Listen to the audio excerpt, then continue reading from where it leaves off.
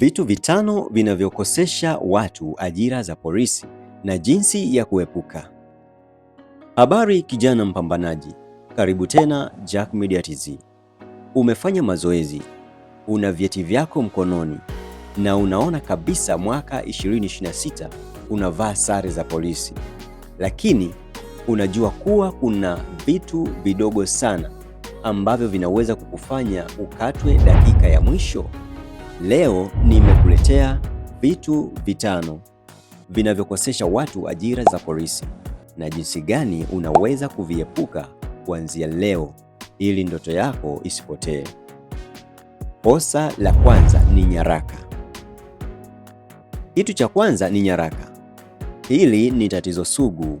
Unakuta jina lako kwenye NIDA linatofautiana na cheti cha shule, huenda ikawa ni herufi moja tu.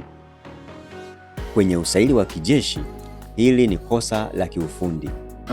Suluhisho ni nini? Hakikisha nyaraka zako zote zinasoma sawa.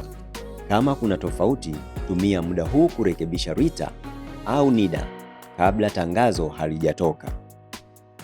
Kitu cha pili ni tatuu na afya. Jeshi la polisi halichukui mtu mwenye alama za chale mwilini, iwe ni ya urembo au ni ya asili. Pia matatizo ya meno kama yamevunjika sana au kuoza, na macho yanaweza kukuondoa. Ni nini suluhisho? Kama una tatuu, jua mapema kuwa utapata changamoto. Kuhusu afya, nenda hospitali, fanya check-up, ujue hali yako. Kitu cha tatu ni kufeli mazoezi ya viungo. Usisubiri mpaka uitwe kwenye usaili ndipo uanze kukimbia kilomita 10. Siku hiyo utashindwa na utakatwa mapema sana. Suluhisho: anza mazoezi sasa. Jenga mapafu yako na misuli yako iwe tayari kwa kazi. Kosa la 4 ni uongo. Hili ni muhimu sana. Kudanganya taarifa. Polisi wanafanya uchunguzi wa kina hadi nyumbani kwenu. Ukidanganya kuhusu umri au kama uliwahi kuwa na kesi ya kijinai, utajulikana na utafukuzwa hata kama upo mafunzo. Suluhisho: kuwa mkweli. Ni bora ukatwe kwa sifa kuliko ukatwe kwa udanganyifu, maana udanganyifu unaweza kukufanya usipate kazi yoyote ya serikali maisha yako yote.